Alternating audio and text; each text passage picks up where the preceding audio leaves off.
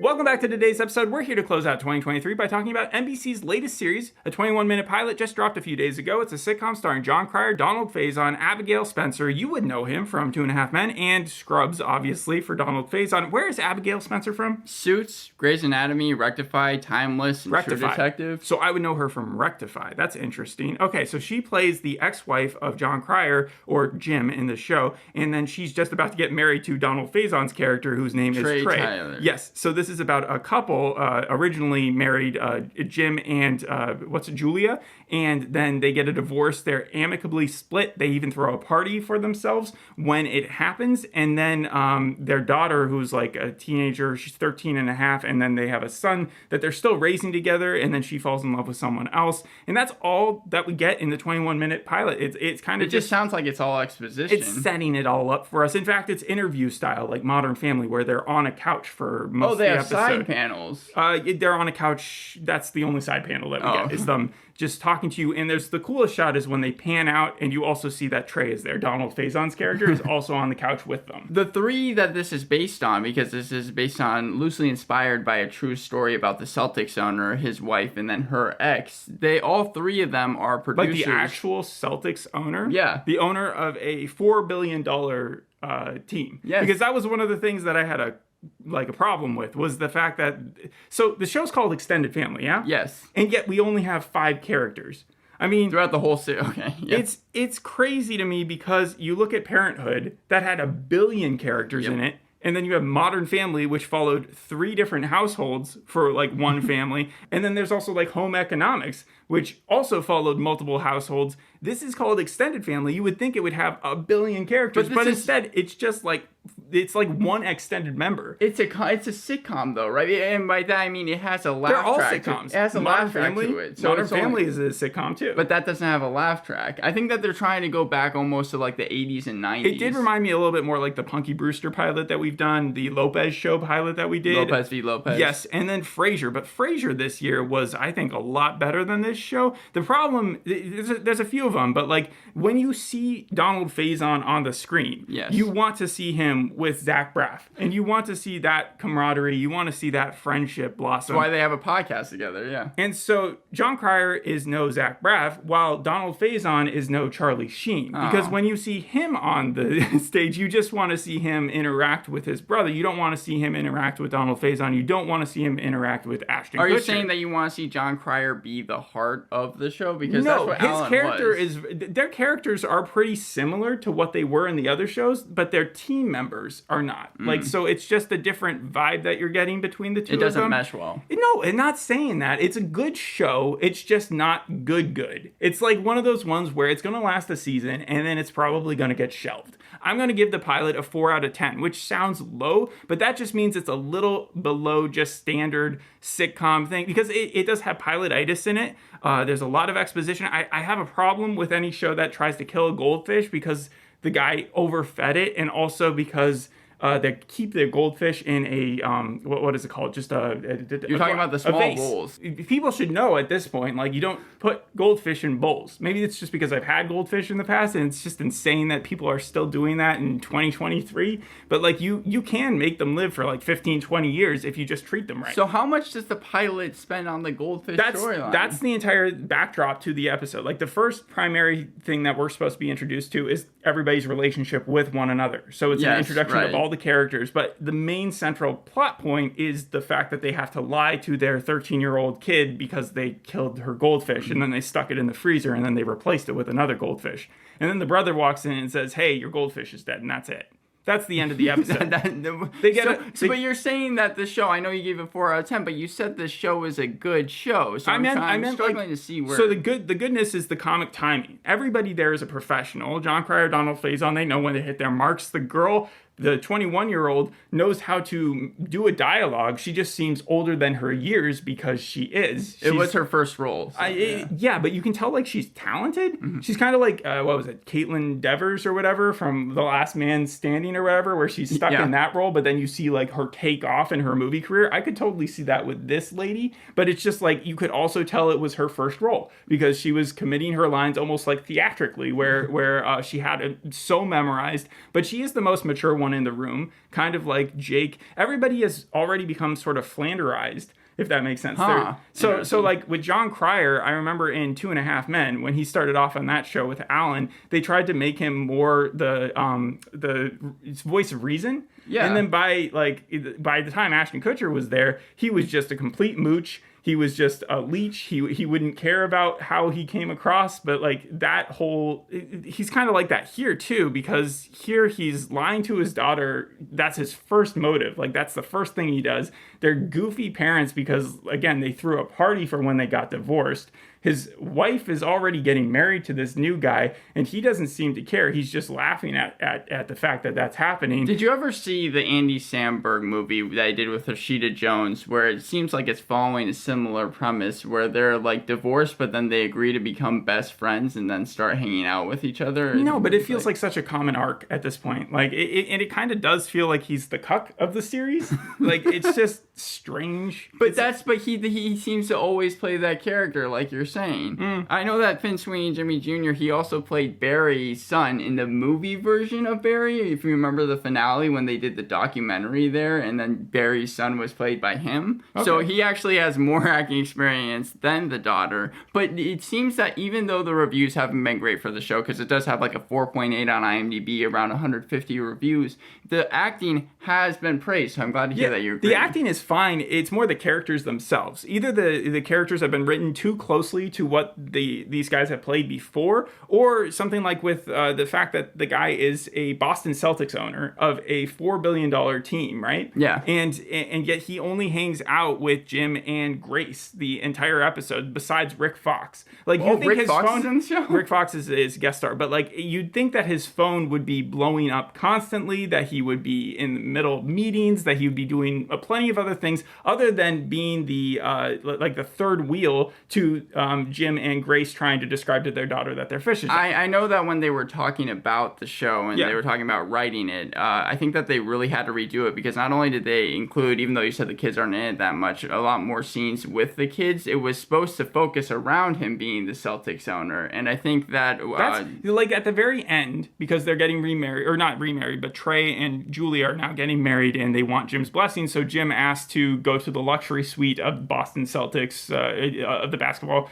game, and steal a bunch of swag. And so that's what he's doing at the very end. But it's not like they're going to concentrate on his business deals too much. They did make a point of saying that he'd been canceled because he made a ill remark about how redheads there are no like step kid redheads. And because he owns the Celtics, and that's like a bunch of the population in Ireland or something, he pissed off a lot of people. I think they were looking for the most or least diverse way of like showing that he was a racist. I don't know. It was weird. I think that the show was mainly made because Wick Grusbeck, he's the Celtics owner. Yeah. He kind of knew that he had this odd relationship with his wife and his ex. So then he went to the Boston Red Sox owner, and the Boston Red Sox owner was like, "What do you want to do?" And he's like, "I want to make a show based off of this premise." And the Boston Red Sox owner is like a TV producer. He's worked on a ton of different comedies. I should know who it is.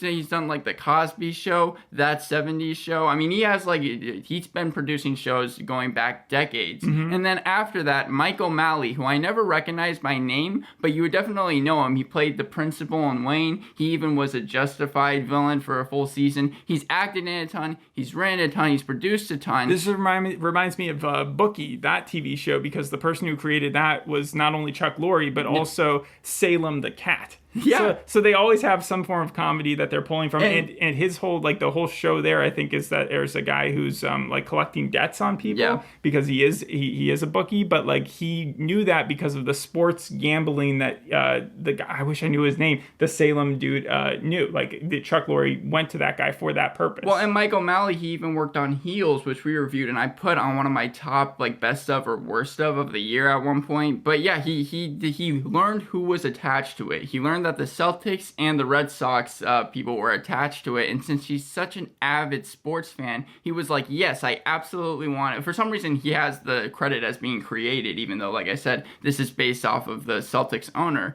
But then they also got James Widows, who's not only acted in a ton, but also produced a lot and directed a lot of TV. He directed this episode. He even directed one of your favorite comedies, Till Death. He's done King of Queens. It's my favorite comedy because of how bad it got. Not because I was just like in love. It's not Scrubs. Scrubs is actually a legitimately amazing comedy. Seeing Donald Faison there was great. He might have done, I think, a couple episodes of Scrubs, but also he has a connection with Jon Cryer from 2.5 Men. It does make me sad that Donald Faison is getting older. Like, at first when you see the ads to the program, you can't tell. But like when you look closely, it's like, oh, yeah, you're aging a bit. With Donald Faison, he's done, I think, like the least to promote the show. Even the ex, who's the actual ex, like I said, is co-producing the series. But like Abigail Spencer, she has done a lot of interviews for it. Jon Cryer as well, and Michael O'Malley. So it seems like whenever we like kind of go to Donald Faison, he for some reason I guess was too busy. Compared to, because I know you saw Bookie, right? Yeah. You said that was pretty good, right? Yeah, I would give it probably like a 7 out of 10. It is weird that 10 years after the drama of 2.5 Men, that Jon Cryer comes out with a new show that I'm saying probably won't get past the first season, and you're saying Bookie, which had Charlie Sheen show up at least in one episode, and also the return of the kid from 2.5 Men. What's his name? August T. Jones. August T. Jones. Yeah. He was also in the pilot to that. Like that, they would, and Chuck Lorre would all be on what looks to be a successful show on. Yeah. It's interesting you say that you're not sure if this is going to be picked up for a second season. Oh, has it already? Well, no, not yet. But it just kept on running into so much good luck because around the time that Michael O'Malley and everyone was attached to it, I'm not sure if they had shot a test pilot for it yet, but 6 NBC pilots for off-cycle consideration were being looked at. The other ones were Lopez v. Lopez, Found, and The Irrational. Those were the ones that were picked up. And I know, yes. But then Unbroken, a series that was ultimately considered at the time to be starring Scott Bakula, that never made it to air. And then Hungry was a show that was going to star Ariel Winter and was picked up originally but was canceled.